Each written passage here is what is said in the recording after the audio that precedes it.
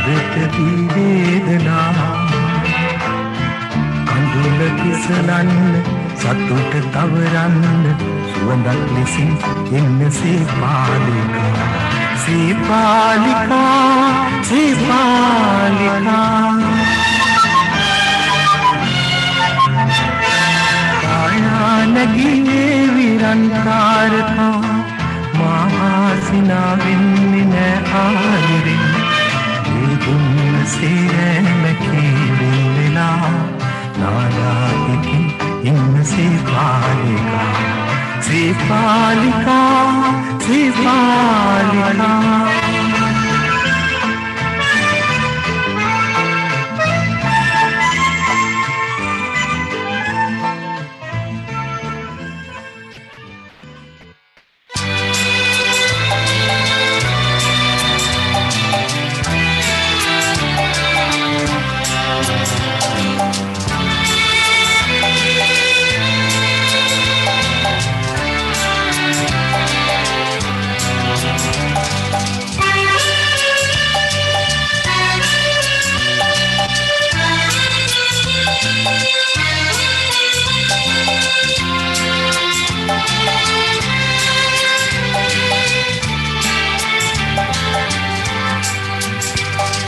සුදු ඇඳගෙන සඳ විදින් දුර කඳු මුදුනට රිදවුණු සිත ගෙන යයි කඳුලැලි ගම් යුරට ඔබ හැටි සමුගන්නට අවසන් සැන්දෑවක ගම් යුරට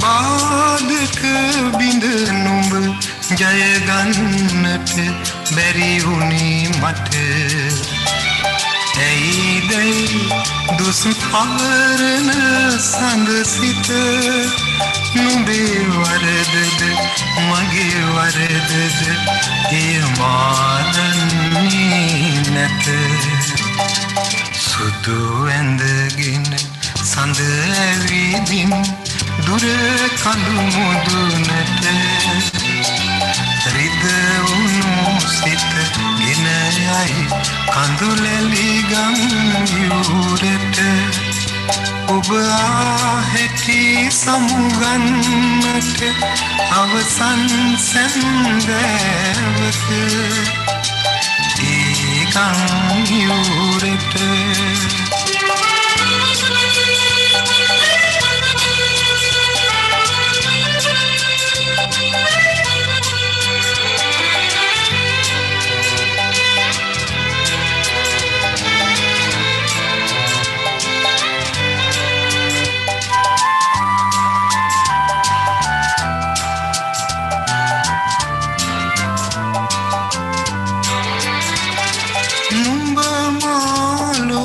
කළුවර කර පැන ගිය පලියට කෙලෙසට දොස් පවරමි නුඹ හට කිසි කෙනෙකු නොදුන් ආදරයක් නුඹ මට දුන් කොට සුදු ඇඳගෙන සඳ විදින් දුර කඳු මුදුනට රිදවුණු සිත ගෙන යයි කඳුලැලි ගම් යුරට ඔබ හැටි සමුගන්නට අවසන් සැන්දෑවක ඒ ගම් යුරට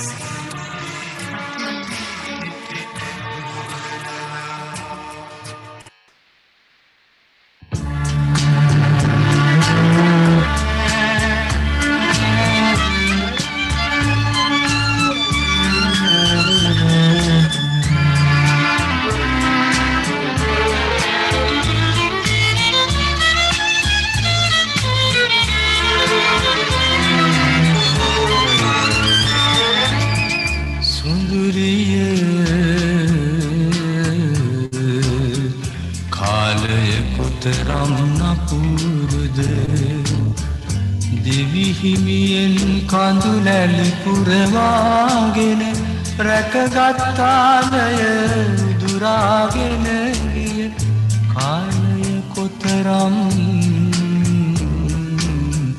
නපුරුද සුඳුරිය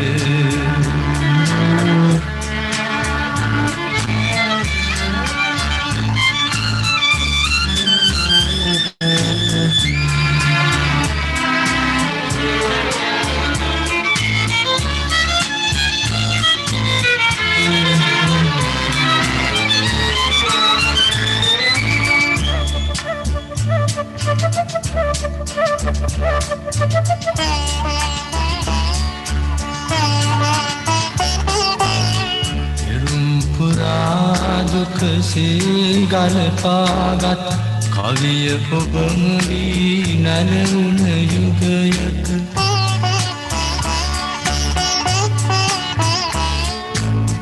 හදනැඳින් ඔබරුව සිහිනකවත් නැත ඒරුව කොතරම් මිහිරිද සොඳුරිය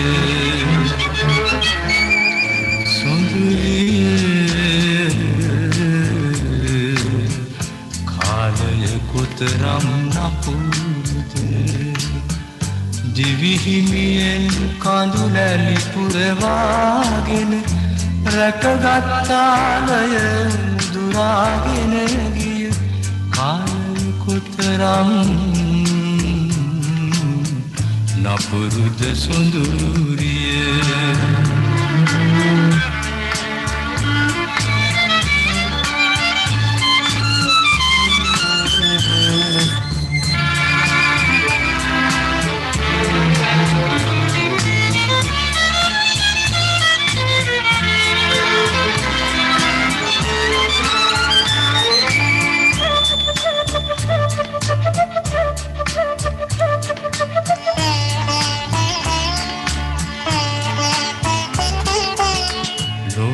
හුරා විලිලා බිහි කරගත් වසන්තයේ සඳ වියදුන දවසක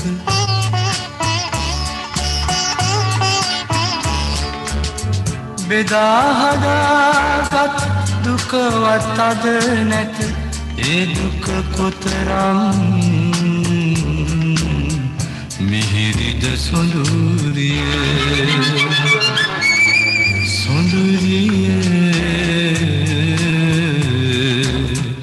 කාලය කොතරම් නපුරුද දිවිහිමියෙන් කඳුලැලි පුරවාගෙන රැකගත්තාලය දුරාගෙන ගිය කාලය කොතරම්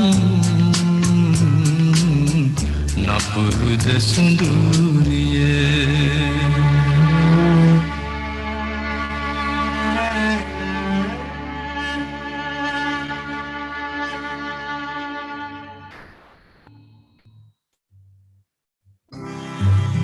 Sitama siriyaine ane me kala bohiya shokamage dedrada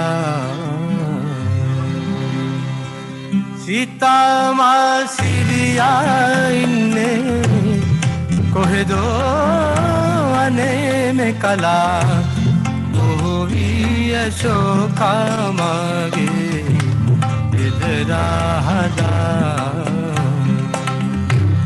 Sitama siriyaine kohedo ane me kala bohiya shokamage dedrada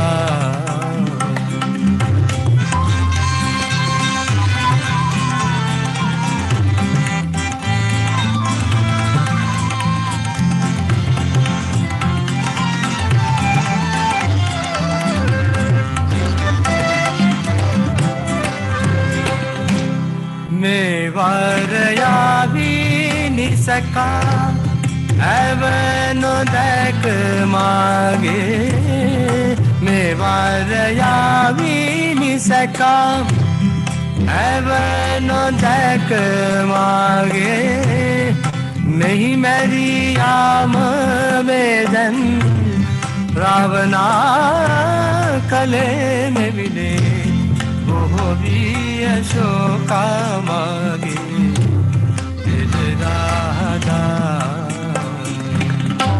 Sita माँ सीतिया कोह दो वने में कला वो भी अशोका मागे दिल Radha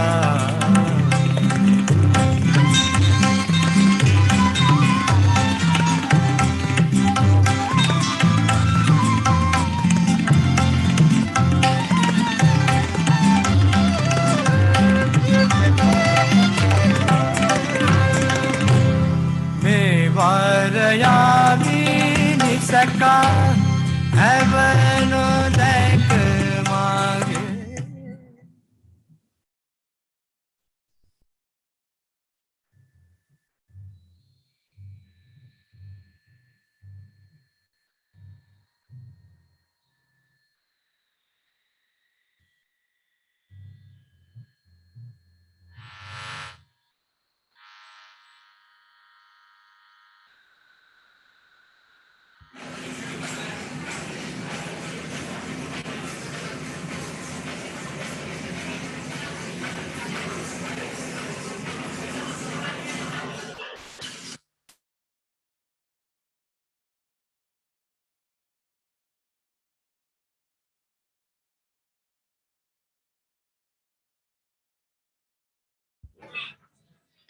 A very good evening, ladies and gentlemen.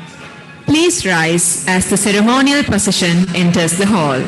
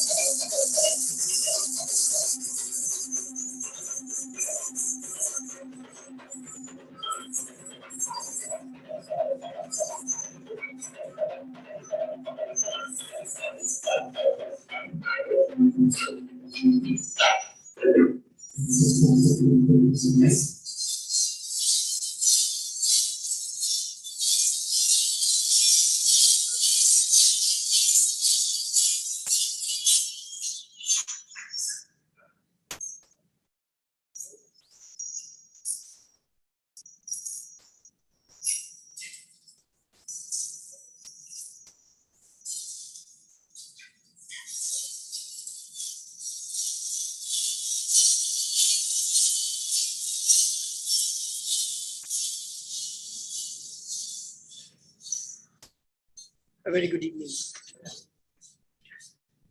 A very good evening once again, ladies and gentlemen. A warm welcome to the all-important, prestigious Bibile Memorial Oration, which is a highlight of the annual academic sessions of the Kennedy Society of Medicine.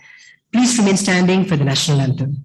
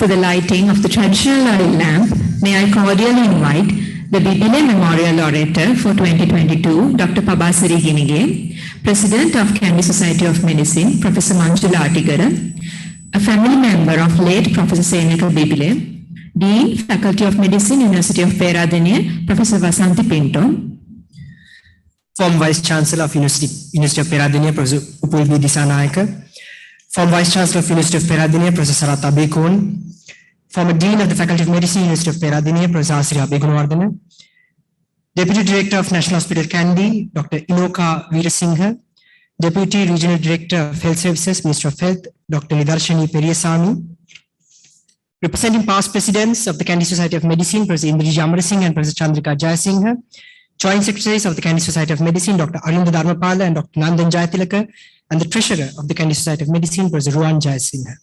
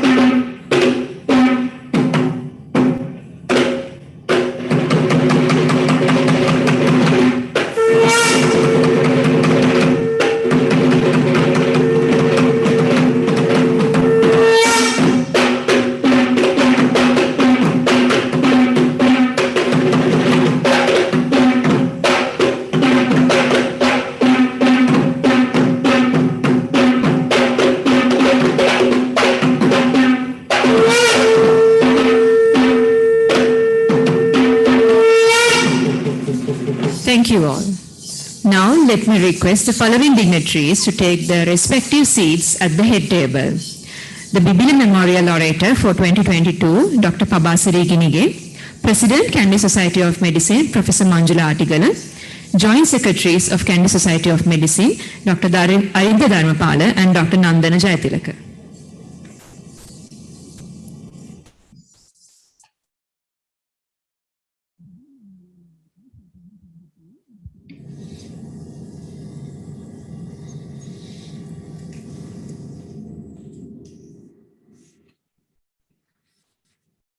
And to officially welcome you to this prestigious occasion, may I cordially invite Joint Secretary of the Kandy Society of Medicine, Dr. Arinda Dharmapala.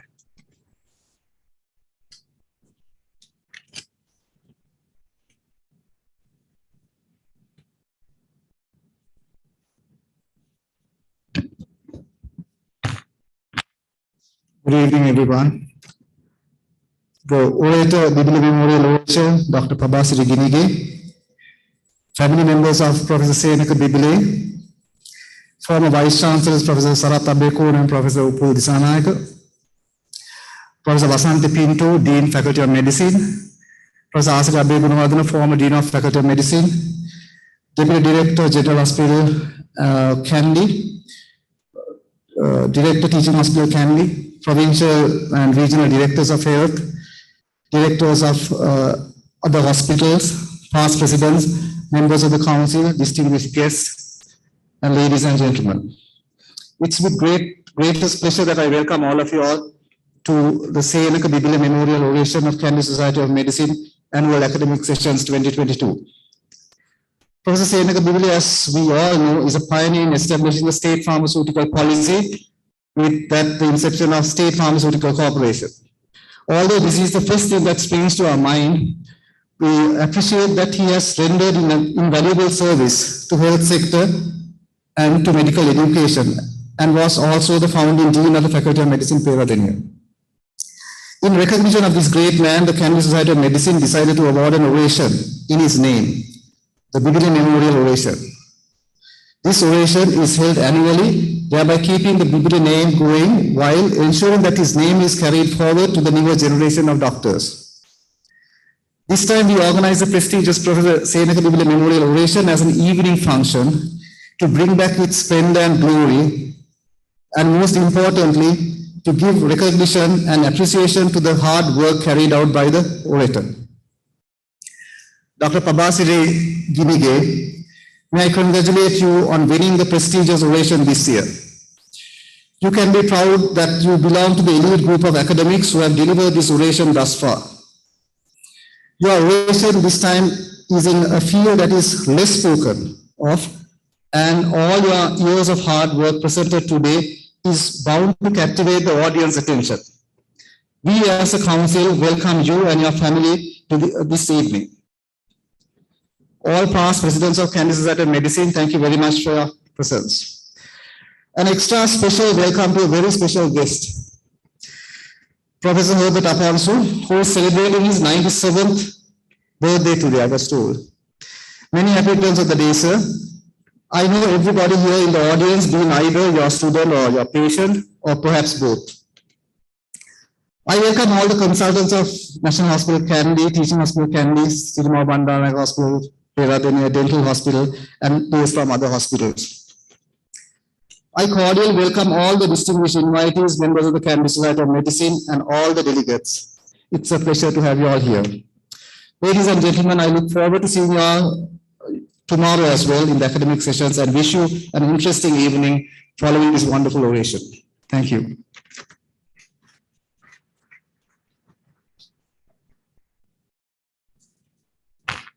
Thank you, sir. Ladies and gentlemen, now we have reached the highlight of today's evening, the Bibile Memorial Oration.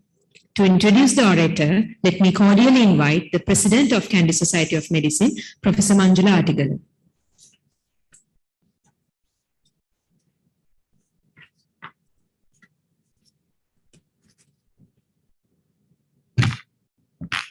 Very good evening to all of you. Bibile orator tonight, Dr. Pabasiri Ginige, members of the late Bibile family, all the past presidents, former vice chancellors, Gulbi Dissanayaka and Professor Sarat Abekun, Dean of the Faculty of Medicine, Professor Vasanthi Pinto, former Dean of the Faculty of Medicine, Dr. Asri Abegunwadana, all the directors from Teaching Hospital Kandy, Peradeniya, and ladies and gentlemen. It is great pleasure. It is my great pleasure to introduce the orator tonight, Dr. Pabasiri Ginige. Dr. Pabasiri Ginige was born on 20th January 1970 to Administrator Lionel Ginige and Attorney at Law Swarnalata Ginige. She is the elder sister of licensed survey of Gayasara Ginige and pediatric endocrinologist Dr. Nimasari Ginige. Dr. Ginige received her school education in Malidev Balika in Kurunagala. Amidst extracurricular activities, including junior and senior prefectships and house captaincy, She excelled in studies and obtained best results in biology stream at advanced level examination in 1988. Dr. Ginige chose Faculty of Medicine, University of Peradeniya as her first choice for her medical education and passed MBBS with honors in 1997. She chose to move to Colombo for internship in pediatrics at Lady Ridgeway Children's Hospital, Colombo, under consultant pediatrician Dr. E.A.N. Fonseca and gynecology and obstetrics at Dr. De Souza Maternity Hospital for Women and under Dr. M.I.M. Mubarak in 1997-98.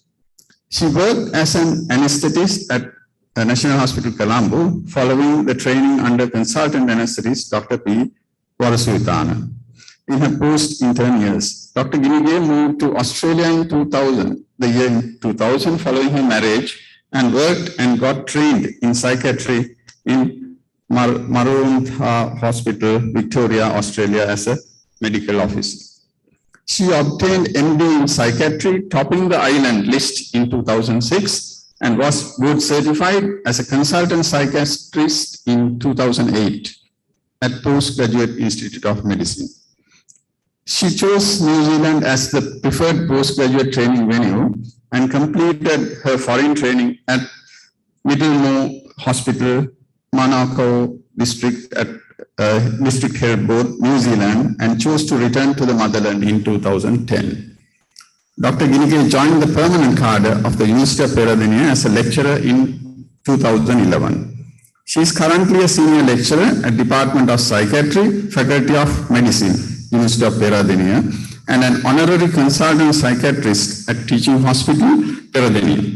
Dr. Ginige continued her professional education, taking part in observerships in California, USA, in adult and child psychiatry in 2017. Dr. Ginige is a fellow of the prestigious Sri Lanka College of Psychiatrists. She is a general adult psychiatrist with special interest and training in child and adolescent psychiatry.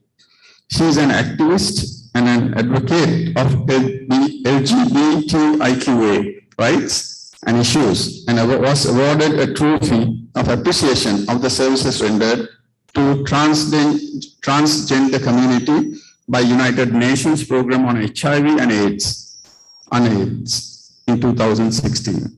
She is one of the top-rated practicing psychiatrists in the country who is in so much demand that having a number at her private practice is almost impossible. She has held numerous positions both in the government sector as well as in NGO in mental health, such as Head Department of Psychiatry, Faculty of Medicine, Public Relations Officer of the College of Psychiatrists. She is currently a member of Board of Study in Psychiatry and the Treasurer of Nivahana Society, Kandy, NSK, a local NGO that promotes mental health in the Central Province. A unanimously appointed clinical advisor of Sri Lanka, Sumitrio Kandy, and the patron and chief advisor of the Venasa Transgender Network, and faculty representative of the Committee to Prevent Sexual and Gender-Based Violence, University of Peradeniya. She has many publications and authored the book Intellectual Disability, the first and the only book in Sinhala on the subject. She has published in peer-reviewed international journals which are widely cited and some won awards. Dr. Ginige, with her good command in Sinhala and English, has been into creative writing too. She has authored the chapter A Psychiatric Analysis on Telefilm series Mayaru by Professor Nimal Senanayake, and wrote numerous educational articles in newspapers, newsletters, and magazines. Dr. Ginige has put her acting skills into use in educating public on the themes like prevention of sexual abuse. An example is her role in the documentary film Hiru Duttu Vanamal, directed by late Dr. Lanka Jayasinghe, filmed in Ampara Hospital. She is the mother of 20-year-old Jayat, who is a second-year university student reading for his communication major. Dr. Prabhasiri Ginige has indeed changed the face of psychiatry in Sri Lanka. With that note, ladies and gentlemen, may I invite Dr. Pabasari Ginige to come and receive the oration medal and to deliver her oration. Thank you.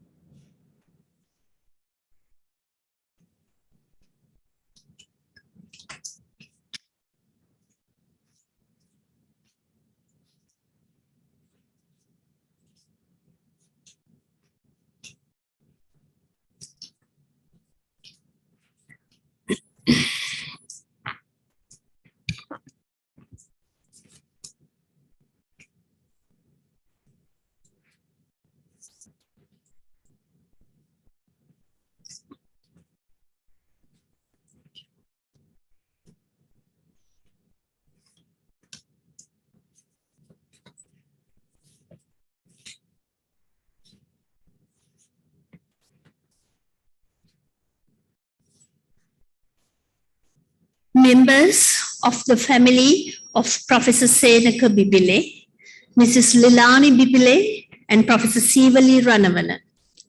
President of the Kandy Society of Medicine, Professor Manjula Atikala. Vice Chancellor of the University of Peradeniya, the former Vice Chancellors, Dr. Sarata Bekon and Professor Upul Nayaka. Professor Vasanti Pinto, the Dean of Faculty of Medicine, Peradeniya, Deputy Director General, National Hospital Kandy, Provincial and Regional Directors of Health, Directors of Hospitals, past Presidents of the Kandy Society of Medicine, past Council Members of the Kandy Society of Medicine, distinguished invitees, ladies and gentlemen. I'm humbled and honored to be selected to deliver the prestigious Bibile Memorial Oration in 2022. Senaka William Bibile was born on 13th of February 1920 at Atadagevatha, Valawa, to the parents Mr. Charles William Bibile, the Rate Mahatya of Bibile, and Mrs. Sylvia Augusta Obesekara. Professor Bibile received school education in Trinity College, Kandy. He graduated from Faculty of Medicine, Colombo with MBBS degree with first-class honors and distinctions and gold medals in medicine and surgery. Professor Bibile was the founder of Sri Lanka's pharmaceutical policy, which was used as a model of rational drug use in other countries, as well as world authorities such as WHO. He was the first dean of the Faculty of Medicine at Peradeniya from 1967 to 1970. He was not only instrumental in establishing the medical education unit at Faculty of Medicine Peradeniya, but also teaching Hospital Peradeniya to achieve better integration of pre-para clinical sciences and the facilitation of both basic and applied medical research.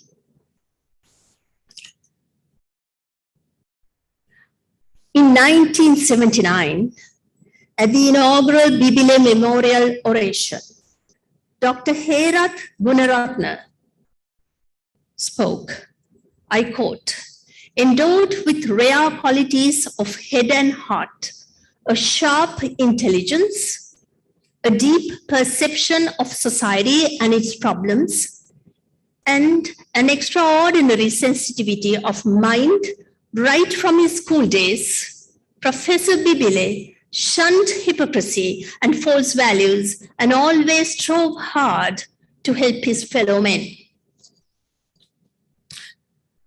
Today, I stand here 43 years since those words being spoken as a link of the Seneca Bibile generation, inspired from my medical student days by the legendary scientist, pharmacologist, administrator, and activist. And I try my best to shun hypocrisy and false values and always strive hard to help my fellow people. As a result comes my lifetime work in today's oration. The metamorphosis of transsexualism in Sri Lanka. Will the butterfly soar? The story begins. The year was 2003. The place was the Sexual Disorders Clinic at Teaching Hospital, Peradeniya, Sri Lanka. The consultant psychiatrist who's in charge of the clinic ushered 3 patients.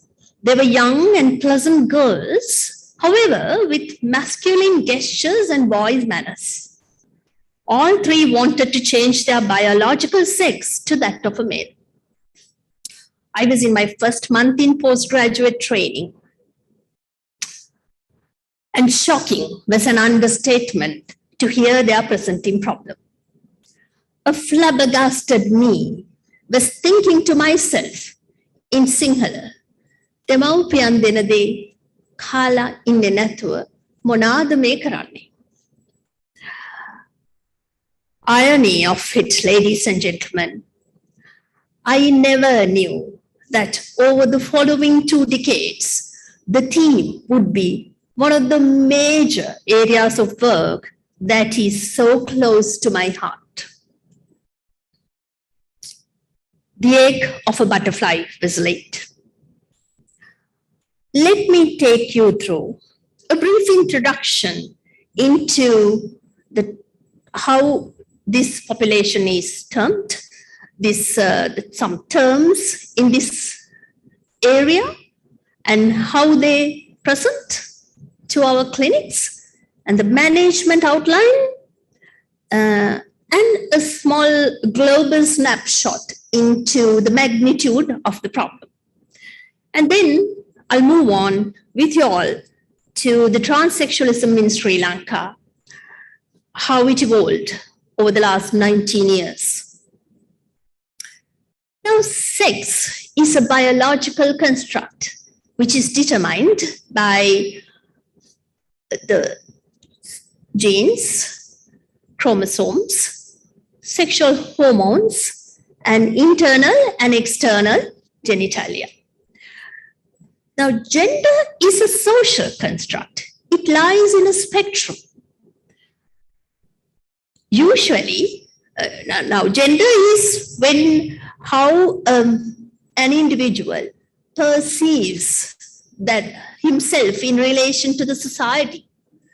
The maleness or femaleness, the sense of maleness or femaleness is gender. Usually, sex and gender are congruent with each other. However, there are individuals, there is some incongruency between the two. That brings us to the concept of gender dysphoria, which is a diagnosis in world disease classifications, particularly American Diagnostic Classification System, DSM. Now, the discrepancy is there between the assigned gender at birth and the experienced gender. The distress is there about that incongruency. The gender the individual wishes to be in may be beyond binary gender stereotypes. That means male or female that we all usually knows. However, ladies and gentlemen, many of these individuals with gender dysphoria experience distress due to poor accessibility and availability of the interventions for gender change. Now, transsexualism is when an individual with gender dysphoria wishes to make the body as conformed as possible to the preferred sex through interventions, hormone or surgical treatment. Now, they present to us in different stages of their lives differently. In the pre-pubertal era, they express strong wish to be in the preferred sex or claim they are already in that sex. My 14th transsexual individual, who was a born male, explained to me how when he was in his preschool, happily go and line up with the girls, only to be scorned by a teacher who said, "What is this boy doing in the line of the girls? Go, go, go, stand in the proper queue." They hate and reject anything that implicate their in the assigned gender. Menake in a trans male would disgust them. They desire for primary and secondary sexual characteristics of the experienced gender. Adults, a desire to get rid of the primary or secondary sexual characteristics, and a strong will to acquire those characteristics of the expressed gender is very evident. They acquire, adopt the behavior, they dress, the dressing, grooming, and mannerisms of the desired gender.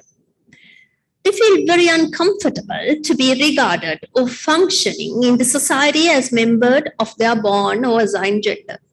So it's very important we always ask how they like to be called. The story continues. At the clinic of Teaching Hospital Peradeniya, a few individuals with transsexualism started coming to the clinic. My supervising consultant had to migrate. As a second-year registrar, I continued the care. There was no consensus of or legal provisions for treatment of gender dysphoric individuals in Sri Lanka. Mind you, this was 19 years ago. From 2004 to 2016, the legislative protection of the Attorney General was sought. I wrote to him and obtained the approval to manage these individuals, highlighting the fact that there is a disorder in the book, and hence we are bound to treat them. We succeeded. And the management involves multidisciplinary team to deliver multi-element therapy. Now, I must confess, recommendations are based almost entirely on expert consensus, not based on much of a evidence base, because these are rare and relatively rare and rarely researched area. Now, the principal therapeutic elements are the assessment, not only the gender dysphoria, but whatever coexisting mental health issues, and of course, treating them, psychotherapy, real life experience, cross-sex hormone therapy, sex reassignment surgery, we call it SRS in short, and we must not forget each trans individual would not need or want all elements of therapy. Some of them would be just happy to have only the hormone treatment. Now, we mental health professionals have a lot of work in relation to transsexual individuals. We assess the gender dysphoria, their magnitude and the extent, diagnose, organize the legal diagnose any other coexisting mental health illnesses, and of course treat them, organize the legal documents of sex transition, diagnose and treat comorbidities, as I mentioned, supervise and document the patient's real life experiences, educating the treatment options, ascertaining patients' readiness for treatment, psychotherapy we provide, and of course, referring for treatment by consulting and collaborating with treating medical and surgical professionals. Educating and supporting the family is also done by us. If I am to give you a little global snapshot of the magnitude of the condition. Now, estimating global prevalence rates for gender dysphoria is not easy, as the cultural differences would influence behavioral expressions among many other reasons. Transsexual individuals is the most easily countable subgroup, as they present seeking help. Research on transsexuals is scanty worldwide, and available data are mostly from the Western world. A meta-analysis reviewed 21 studies. The prevalence of transsexualism in adult males in that was 1 in 14,705 and 1 in 38,461 in adult females. As you can see, not very, very common. In Asia, countries like Thailand and Singapore have a vast transgender community compared to the Western cultures. Gender dysphoria is more prevalent among natal males when international data are considered. Ladies and gentlemen, the story continues, this time in a different unit. The year was 2006. A thin, dark girl in a white shirt and a brown long skirt came to that clinic. There are different views among even the mental health professionals themselves about the acceptance of the condition as a disorder. My supervisor at that clinic belonged to the school who believe the transsexualism is a delusion. Morris in 2007 said, I quote, "A patient's belief that he or she genuinely is or can become a member of the opposite sex could be considered delusional from a psychodynamic perspective. But it is not considered delusional among gender disorder-friendly mental health workers, where the belief is a cultural norm." I unquote. Ladies and gentlemen, let me remind you, homosexuality was similarly believed to be a disorder in disease classifications in the past. It's no longer there in our current day classification systems. And let me also remind you, in 19th century physicians believed masturbation was an illness and had brutal anti-masturbation devices as treatments. This is one of them. The thin, dark girl in a white shirt and a brown long skirt was turned away. When she was persistent, asking me to help her, I asked her to come back when I was a consultant. By 2007, excuse me, a second clinic in Colombo was established by my tuition mate, batchmate, colleague and friend, Dr. Kapila Ranasinghe. In 2010, I returned from foreign training, and so did the fifth transsexual individual who was in that long brown skirt. This time, he was not in a skirt, he was clad in male attire. Since then, the Peradeniya clinic had a steady influx of transsexual individuals. I started referring them to my colleague, endocrinologist, Dr. Charles Anthony Pillay, who was at Kandy. Charles expressed some concerns and wanted to meet me. We met in Kandy Hospital, and we discussed that it was a little risky to go ahead with me diagnosing and him giving hormones to the increasing number of transsexuals, though the condition was recognized as a disorder in the book.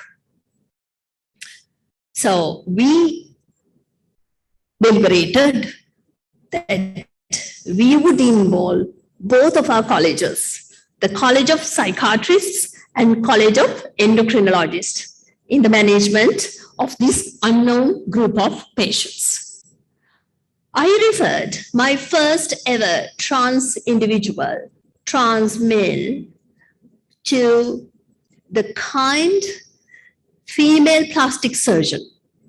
And she was, I would say, flabbergasted. She was so distressed. And she was almost sobbing and told me, Paba, I can't get myself to do this mammectomy because I feel as if I'm mutilating this beautiful female body. I had to console her for 1.5 hours. Education of my own professional colleagues on transsexualism became one of my main missions as a young psychiatrist. Ladies and gentlemen, the caterpillar started growing fast. Evolving research in transsexualism in Sri Lanka. The international professional bodies and experts have considered the importance of respecting and conforming to the gender identities of individuals. Formation of national good practice guidelines for Sri Lanka with the participation of representatives of all stakeholders in transsexual care was imperative. An attitudinal change in all relevant professional groups was essential with proper education of the public as well as to prevent an uproar of the ill-informed. In 2012, at annual academic sessions of Candy Society of Medicine, a case series on transsexualism, a Sri Lankan experience, was presented as a poster. I had the honor and the consent to carry the photographs of 8 of the transsexual individuals I was managing at that time with their ducats. Of course, I covered their eyes in the poster. The KSM membership was introduced to the notion of transsexualism for the first time, where the audience was stunned as well as intrigued. In the same year, in 2012, the concept was introduced to my own colleagues, psychiatrists, and trainees in an oral presentation at the annual academic sessions of the college. And the 5th trans individual was invited for my oral presentation.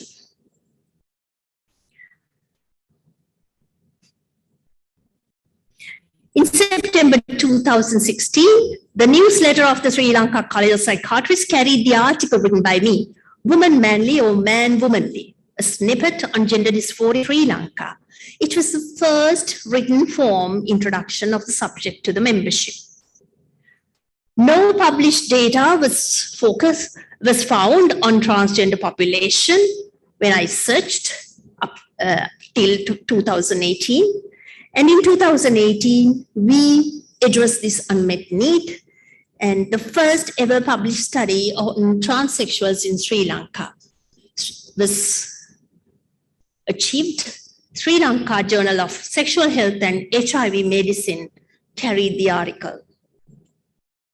There were 71 transgender individuals at the time. And I can say today I have 150 transgender individuals at my clinic at Peradeniya.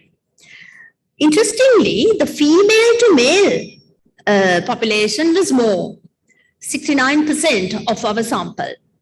It is different from the international data. If you may remember from some of my previous slides, in internationally speaking, the male to female was more. I always wondered whether this female to male high preponderance was, whether that has any unconscious association with the fact that our society is so patriarchal. These individuals functioned in various degrees of societal conformity in their preferred roles, depending on the differences in individual determinants such as their personalities, the psychosexual support, etc. They came mainly from the Western province, and of course, second highest was the Central province. They came from all over Sri Lanka, and this is the number of trans individuals registered at the clinic. I came back, as you remember, in 2010.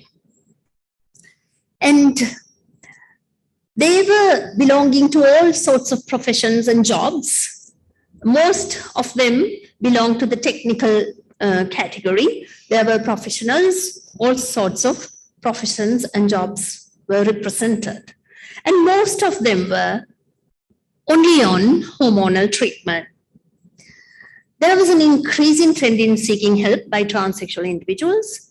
Majority presented when they are independent from their families due to socio-cultural barriers imposed upon them. Many were unable to have SRS, sex reassignment surgeries, and legal recognition of their gender translation. There was a major gap in service provision. Services mainly concentrated to Western and Central provinces. An update on transsexuality, which was published in Sri Lanka Journal of Psychiatry. I wanted to widen the awareness among the key professional group, not only the consultants, but the budding psychiatrists of our college membership. Collaborative health education work was carried out. I authored a chapter titled Mental Health Issues of Transgender Individuals in a book on sexual health by the Sri Lanka College of Sexual Health and HIV Medicine. Many professional bodies invited to talk on the topic at academic sessions. These are, to name a few, regional clinical societies at Matale, Navalapiti, Nuvareli, and Kegal, and many other invited for plenaries.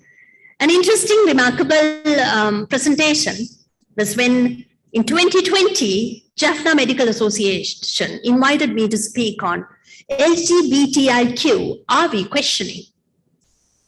It was a mixed audience of young, progressive, and enthusiastic medical students to much researched traditional senior professionals. To my relief, the speech was well received by both fractions. Dr. Kapilarana Singha, who has a clientele around 3,000 by today, has researched on mental health aspect of them, the trans individuals, and younger generation too have shown academic interest in the field increasingly. We achieved a landmark policy on transsexualism in 2016, the Gender Recognition Certificate. This is an outcome of a campaign with a wider vision to recognize the needs of the individuals with gender dysphoria. 16 stakeholders under the leadership of the Human Rights Commission of Sri Lanka, the Sri Lanka College of Psychiatrists, and the Ministry of Health. With all these stakeholders, the most important being the representatives from the transsexual community. There were much deliberations, many emails were circulated back and forth, many meetings were held by all these stakeholders. And the issue of a circular by the Ministry of Health in 2016 for all health institutions, setting out guidance on issuing the GRC was a major outbreak. The GRC is the first legal document to change the birth certificate and other important documents such as identity card, educational certificates, passports, and driving license for this community.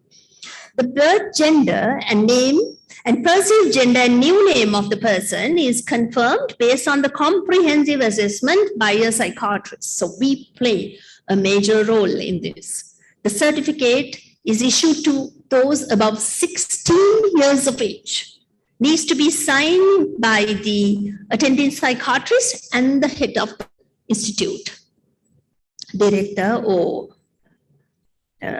for example, director of a teaching hospital. There is much activism for transsexualism. Excuse me. Equal grounds, an NGO representing the rights of all the LGBTIQ community individuals, was established in 2004 for the first time in Sri Lanka.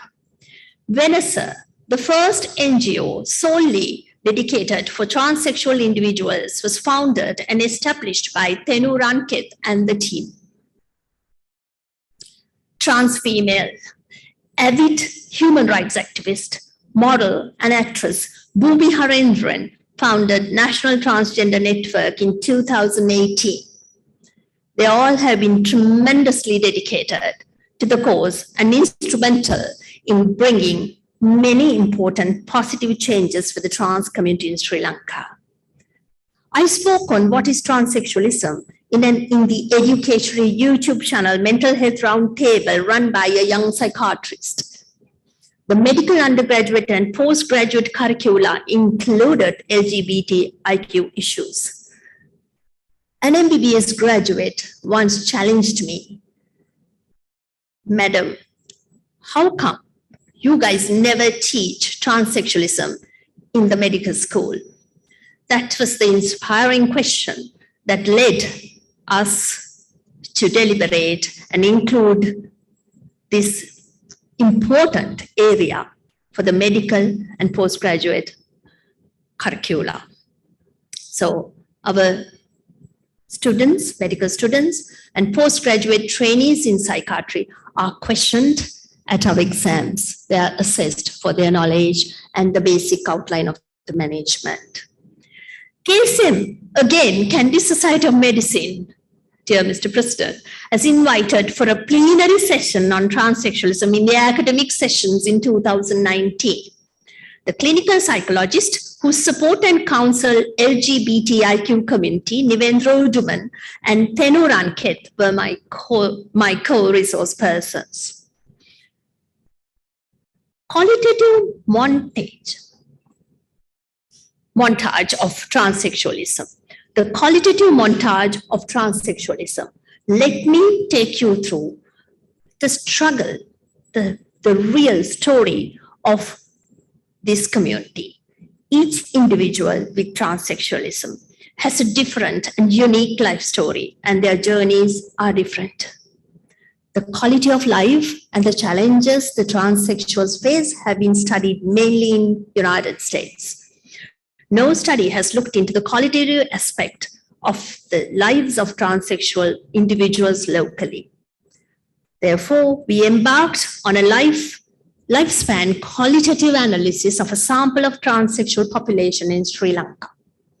And the findings were presented at the academic sessions of our college.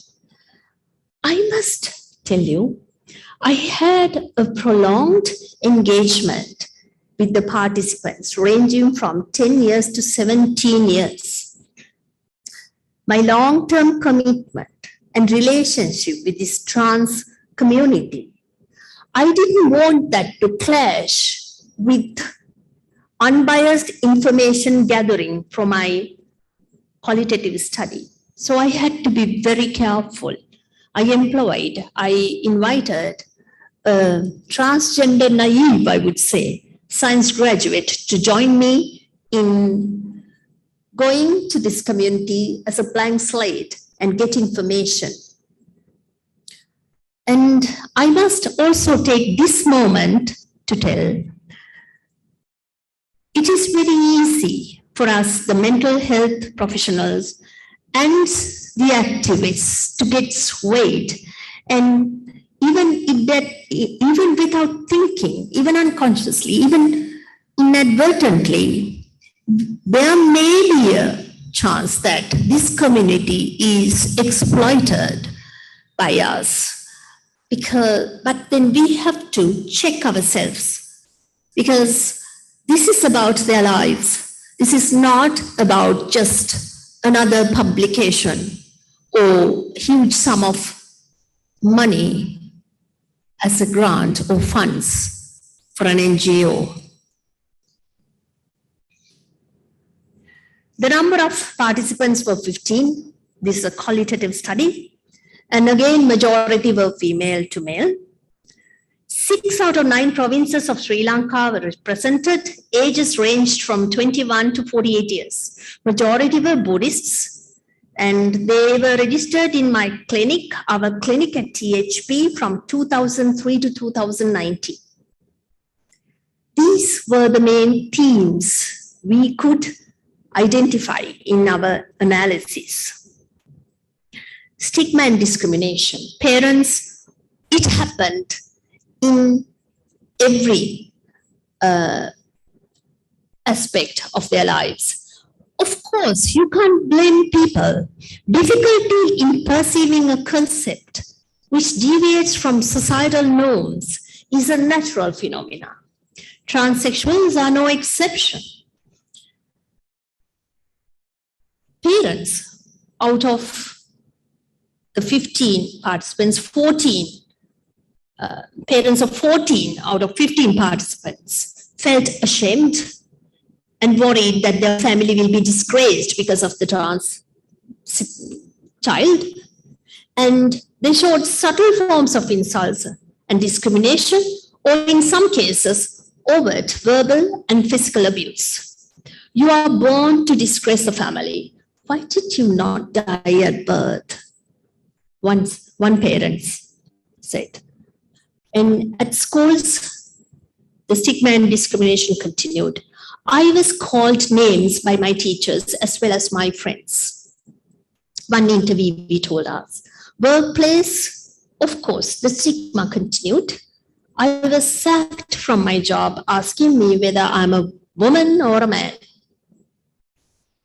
Experience of abuse.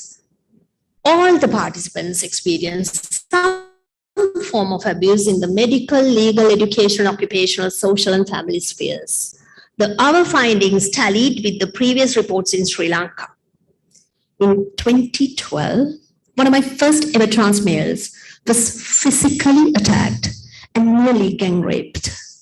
This happened not so far from a distance where one could hear the enchanting drums of the Temple of Truth Relic, the faithful sermons of the mosques, and the silver chiming of the church bells in Kandy. That incident hit me, and it hit me hard. And I realized I have a bigger role than just diagnosing and referring. The parental support, stable and relationships is another theme that emerged. Parental support, stable and supportive romantic relationship are associated with higher quality of life and protective against depression in this population. It was shown in our sample too. And of course, in some individuals, the transgenderness resulted in breakup of some intimate relationships.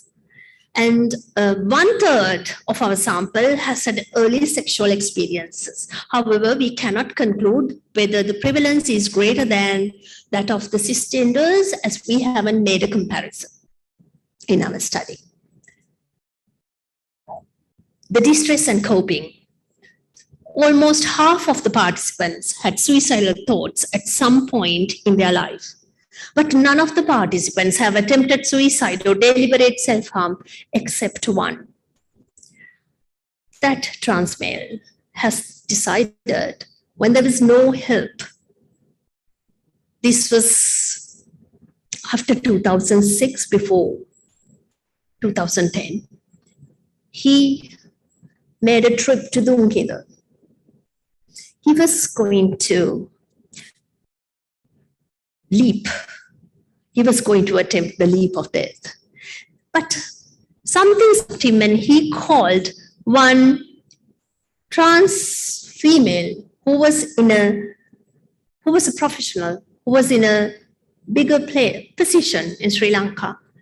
And that individual took the call. And the attempted leap of death of Dunkinda was prevented. 1/3 of our sample believed that the transgender status in themselves were brought about by a sin done in the past karma of the bad deeds they have done in the past. Those who believed that bad karma was an explanation to their status were not happy in their life, as understandably.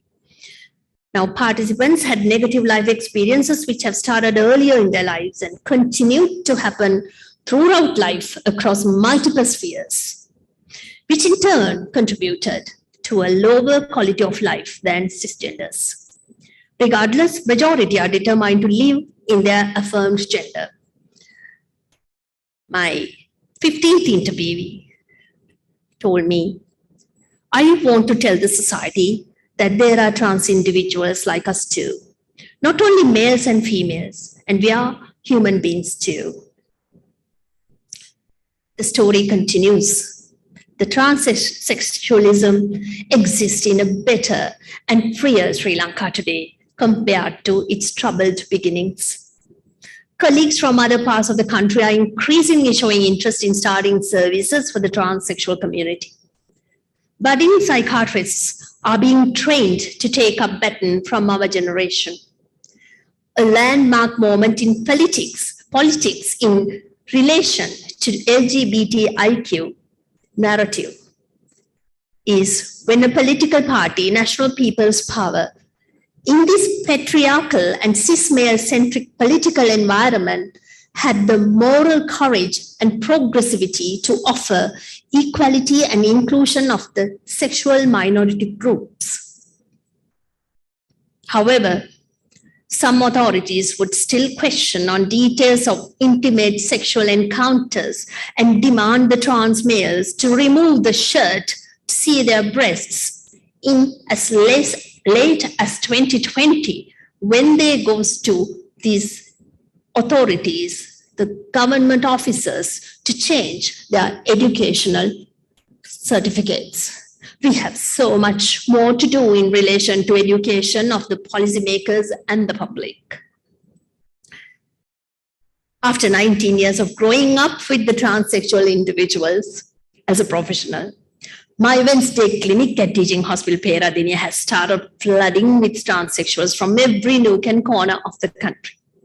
All are in a hurry to obtain the GRC, despite the much mediated and considered process it actually is. We had to turn some service seekers to their closest clinic for the sex change process. I was the subject of scorn of some transsexual individuals, and cyber attacks were carried out against me. It was exhausting at times, especially trans work is not the only area I was needed in my field. The adverse experiences were learning points, not only for the trainees, but for me as well. We published a challenging case of transsexualism, a case report with a view to exemplify how complications in the field could arise and the pragmatic ways of analysis and management of such. The story continues, ladies and gentlemen. The future. I embarked on a study to explore how they cope in the time of COVID-19 pandemic in relation to the stability of their transsexualism. We believe the study results will inform the health authorities about the needs of the community in relation to health policy making in pandemics like the COVID-19. Formation of national good practice guidelines for Sri Lanka with a team of willing professionals from multi-sectorial groups is discussed and in the fetal process yet initiated. Of course, the pandemic was debilitating for all of us. It was so debilitating in many spheres and levels for the trans community. Future recommendations. The national epidemiological data are not available for Sri Lanka. We need a national registry of transsexual individuals, so the community will not be abused, and the mental health professionals will be safeguarded too. There should be consensus for the management of patients with gender dysphoria at national level.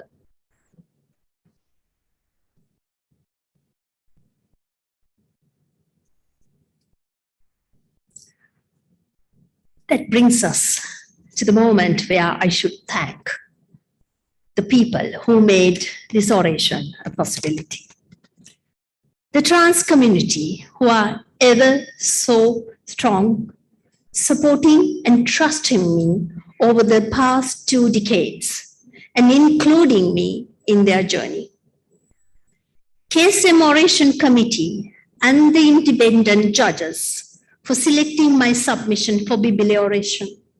I also thank them for their moral courage and moral clarity to give a platform to this topic, as well as transsexual people in Sri Lanka.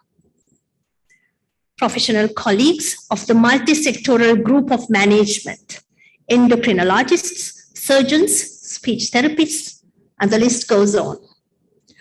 All my teachers in my career in medicine, especially my postgraduate supervisors in psychiatry, who guided me by challenging me with Socratic questioning. My colleagues from the department, especially Tilini and Deva, Sayuri, and my friend from Faculty of Medicine, Colombo Santu, without whose suggestions and encouragement, I will not have persevered with this oration. Thank you, guys. My colleagues from the department, Indu, the nursing officer, and the supporting staff member, Kanchana, at the THP clinic staff, your kindness and tolerance with the community over years made all our work possible in this field. The non-academic staff of my department, Swarnamali, Ranil, Chandana, Krishanti, and Nuan, for the relentless support, be it working hours or after hours, as late as 12 midnight sometimes. Thank you very much for standing with me in every need. The ever-efficient Dhanuka for the support with slides, Jani for his unstinting support for this oration, all the honorable, distinguished, invited guests who are present, and all who joined via live stream or live YouTube stream. My beloved university teachers, dear Sir, Professor Aponsu, loving batchmates, my dear colleagues in psychiatry, the postgraduate trainees in psychiatry who comes in numbers. Thank you, guys. The Inter-University, Peradine University, and Medical Faculty Student Union presidents who made it to here on my special request. Hope you will take the message across to the wider university community. Thank you for coming. And ladies and gentlemen, my family, Tata Lionel Ginige, for giving me the personality to embark on a challenging area like this. Amma Swarnalata Ginige, for unconditional positive regard you have showered upon me. My brother, Gayasara Ginige, for being everything I would want in time of my need. His wife, Tara, a sister from another mother, Nimasri Ginige, my sister, my best and the worst critic. She would WhatsApp me and say, here, don't do too much drama, okay? Be serious. Huh? Amadi, Dayadi, Jayami, Manit, my children, and my own gorgeous Jayat, who cooked, looked after grandma and house so that I could meet the deadline to submit the abstract for the oration. These are my references. In conclusion, always better priorities versus gender minority problems. You may ask me, ladies and gentlemen, is this the need of the hour? I ask you, when do you suppose they start living? They have all the day-to-day problems cisgenders face, but only in higher and more complicated dimensions, magnitudes.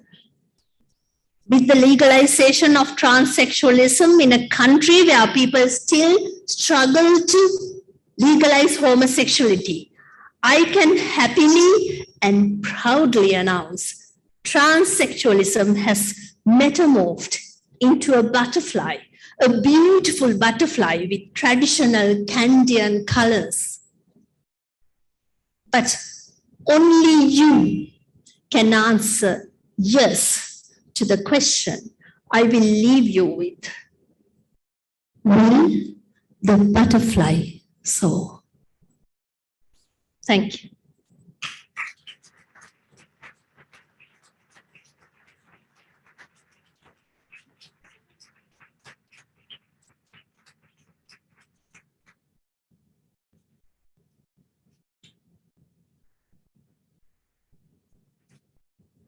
Thank you, Madam. Before we conclude today's proceedings, I would like to invite the Joint Secretary of Kandy Society of Medicine, Dr. Nandana Jayatilaka, for the vote of thanks.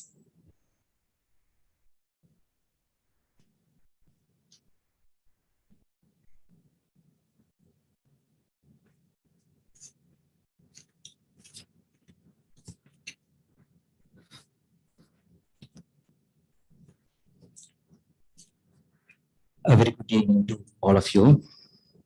The orator today, Dr. Pabasri Ginige, family members of the late Professor Seneka Bibile,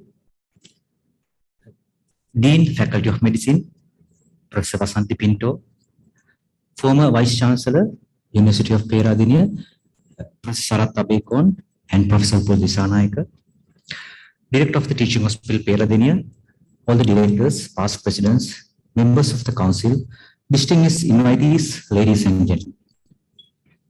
Before we conclude this session, it's my duty to thank everyone who helped us in many ways to make this event success. First and foremost, I would like to thank Dr. Pabasri Ginige, consultant psychiatrist and senior lecturer, Faculty of Medicine, University of Peradeniya, the proud recipient of Bibile Memorial Oration. We as the council feel proud that you selected Bibile Memorial Oration 2022 as the platform to present your hard work over many years. Family members of the late Professor Seneka Bibile, thank you for coming all the way from Colombo, and please accept my sincere, heartfelt gratitude for your continuous support to Kandy Society of Medicine. We all gathered here today under the umbrella of KSM to commemorate the legendary four-year Professor Seneka Bibile. My personal note, we are witnessing ourselves the importance of the vision of Professor Seneka Bibile.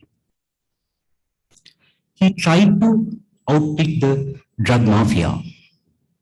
My dear teachers, my dear colleague, feel your heart and decide yourself whether you practice the teaching of that great personality. Are we in the correct path today? Considering today's the concept, would we expect the reincarnation of a person like Professor Seneka Bibile? What a great loss to the mankind, what a great loss to this country. We are experiencing today's world when the patients are suffering without medication in our hospital these days. These words an eye-opener before the next Bibile Oration to the next council the next year. Dear Madam, Professor Vasanthi Pinto, Faculty of Medicine, all other deans gathered here, and former Vice President, former Vice Chancellor, thank you very much. Your kind grace this occasion in spite of busy schedule. Thank you, sir, and thank you, Madam. Director Teaching Hospital Peradeniya, Dental Hospital Peradeniya, directors, all other hospital, consultant of all hospital, university teachers, staff members, thank you all for the grace in this occasion. All the past president of the KSM, thank you for being here today and being our source of strength always. I must thank the Oration Committee of Professor Vajraveer Singh, Professor Sam Kurratna, Professor Sarath Lekam Vasan, and Sudhira Kalupana for their time and commitment. All resource persons, judges, chairpersons, you are the key figure in making the scientific session a success. Thank you very much. Distinguished invitees, well-wishers, and registrants, we are glad to have you here in numbers, and your presence is an encouragement and means much to us. Thank you. Our two young compeers, Nipuna and Jilki, you are always helpful to KSM. Thank you very much for adding the glamour to this event. Young doctors, RHOs, who helped us in many ways over last week. Organizing the event and comparing, I really appreciate, and please accept my sincere thanks for your help in need to make this event success indeed. Also, I would like to thank Dr. Anura Rajapaksa for excellent event management. Every year, council members, president, secretaries are elected and keep on electing. But Dr. Anura Rajapaksa, you are selecting by default for your commendable work done for many years to the Candy Society of Medicine. Mr. Kapila Bandara and his team, thank you very much for IT support to make this event success. The management and the staff of Hotel Grand Candian for their support, offering Flora for their floral arrangement, photographics and audiovisual support teams, the cultural troupe, and our mace bearer for their wonderful job. Well done. Thank you. I would be failing in my duties if I did not thank the President, Professor Mandula Atigala. Dear sir, you are such a wonderful gentleman, always cool, quiet, and calm personality with inspiring nature. It's a pleasure and honor to work with a human being like you. Thank you very much, sir, for keeping the trust on myself and Dr. Arinder for being joint secretaries during your tenure. All fellow members of the council, scientific committee, you were the backbone of this successful event. Your hard work is appreciated immensely. Thank you very much. Dr. Arinder Dharmapala, now he is a Professor Arinder, Joint Secretary, KSM, dear Professor, dear sir, actually, thank you very much bearing all the hardships with me to make this event a successful. Last but not the least, Bibile Memorial Oration was successfully sponsored by the State Pharmaceutical Corporation. Thank you very much for realizing the importance of Bibile Memorial Oration. Special thanks goes to the Professor Chanajasumana, Dr. Pandukar, and Chairman of SPC. We need more and more Oration this country considering the present context. Once again, I thank you all for joining us today and helping to make this event a success. Wish you a pleasant evening ahead. Thank you.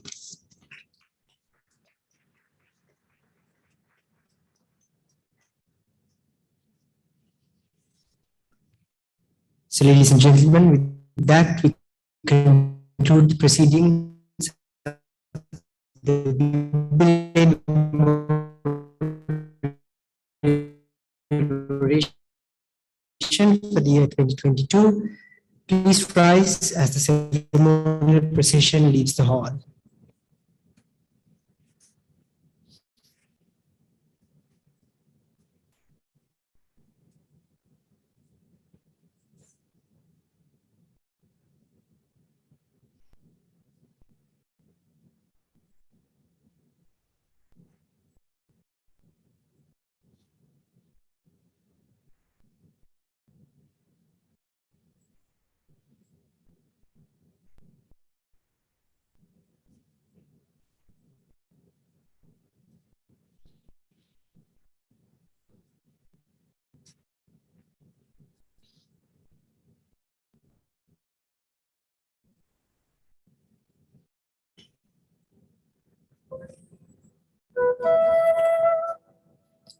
There are a few announcements to be made prior to winding up the session.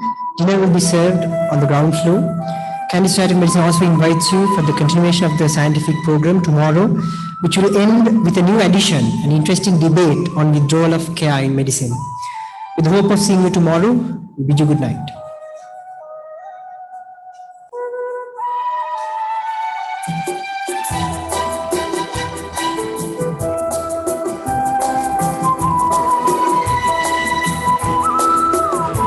beg your pardon, dinner will be served on the sixth floor. On the sixth floor, yeah.